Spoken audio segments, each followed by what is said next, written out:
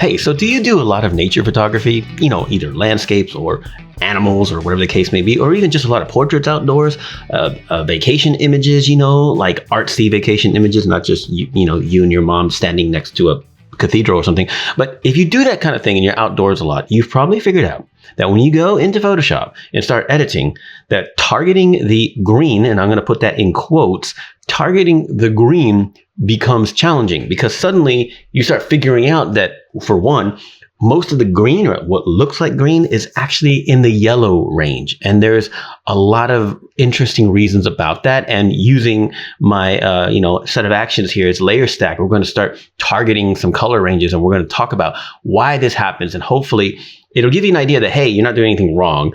And B, trying to get your greens just right in nature images or any shot that happens to have foliage in it.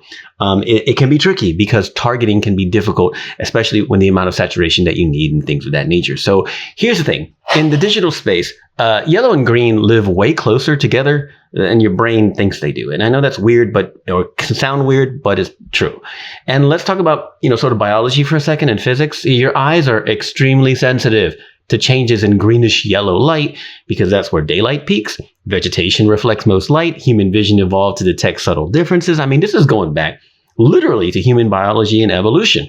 Okay, the luminance energy of green in general is almost 3/4 of all the energy coming from basically the entire color spectrum when it comes to the RGB space. Anyway, in the digital world, right, in the color science world, right.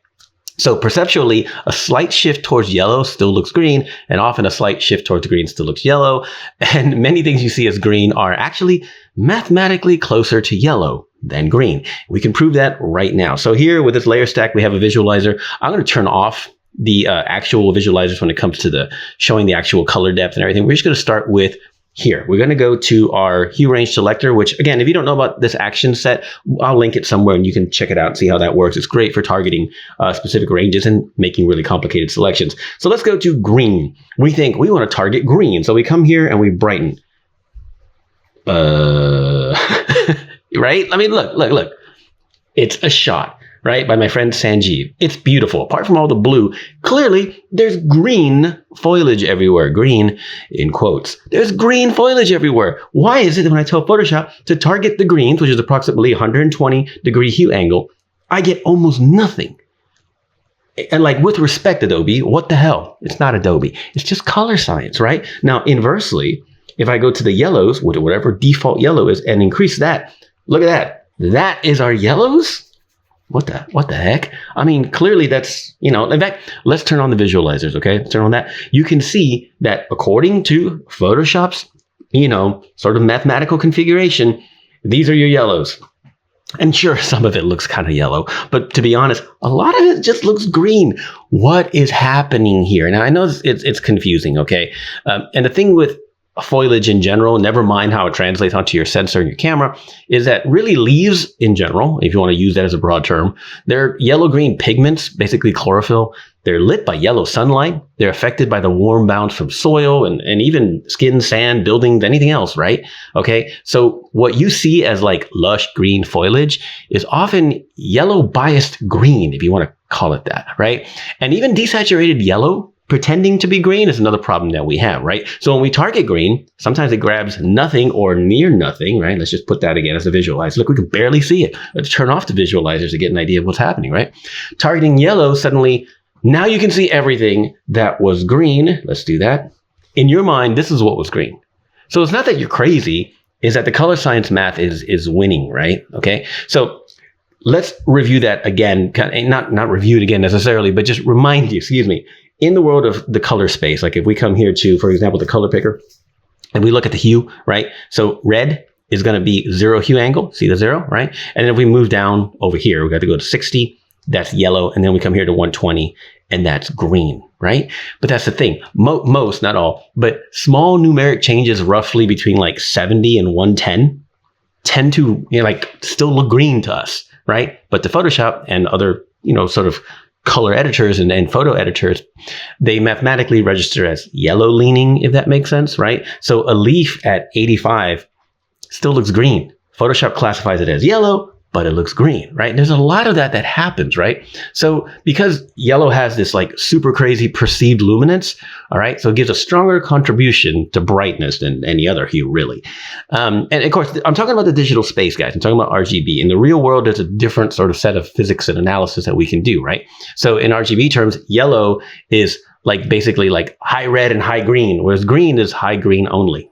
Does that make sense? Right? So yellow pixels carry more energy. They dominate, basically thresholds and masks and range selections. That's what we're doing here, right? So we turn on the visualizer, we can see, boom, all the green, right? So yellow selections often spill into green. That's just the way it works. And then green selections, like we saw here, we'll just go again. That's the problem. Green selections don't do that. And then we think we're messing something up. What is going on? Maybe my image isn't green enough, right? Green being, again, in quotes, right? So this is extremely common when saturation is moderate, or kind of low, right? But the lighting is sort of warm, etc. And there's highlights involved, because that's when our perception really goes downhill, because now we have a color range, green, quote unquote, yellow green, that has a strong luminance energy and it's light. So yeah. So again, your vision, it has more sensitivity to green, yellow, period. It has like more discrimination there than any other color range, really. Like it's really, really picky about that, right? And so you see a lot of variation. Photoshop's like, yeah, that's cool. It's yellow. It's mostly yellow. I'm going to put it in the yellow range. Now, is this a problem necessarily? No. Is this something that color science people and Adobe people don't think about? Of course not. This is all very, very, very obvious. However, when you come here to this kind of situation, let's just open this up a little bit more so we can actually see it.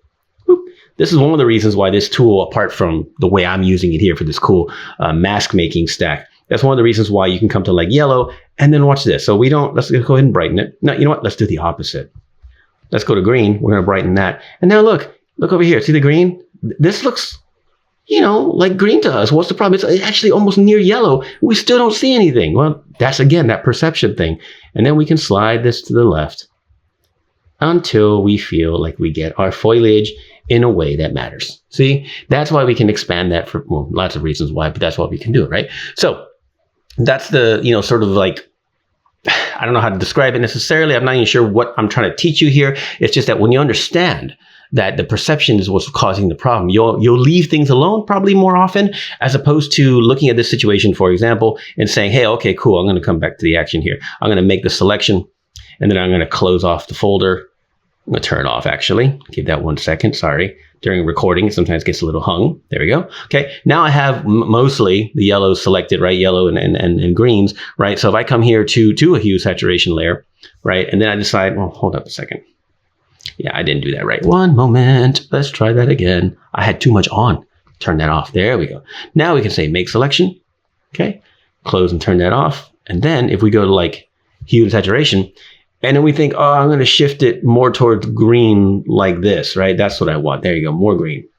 And that may be what you want, but I swear, when it comes to my editing students or just photos that I see online a lot, you can tell sort of when someone is attempting to counteract this yellow perception problem by shifting everything, sort of more on the hue angle, right? And they start shifting everything until cyan starts coming into play, because they think, well, if it's on yellow, it's wrong. Yes, but no. The problem with this kind of look, when you shift everything into that true green hue range, is it starts to look a little fake. And by a little, I mean a lot. And you can see this happen even worse. People even get a little sillier with it and think, now there's green. Well, okay, I understand that there's yellow in this foliage right now, but be mindful. And if you are going to shift it to the green, reduce that saturation so it doesn't have that electric kind of look. That's going to help a little bit. Find your balance. Maybe shift it and then change the opacity like 60% from there to there. That's going to help the foliage look a little more, I guess, summery or spring-like as opposed to fall or winter, right? Shift those things slightly, because in the end, your camera isn't wrong. This is what you saw.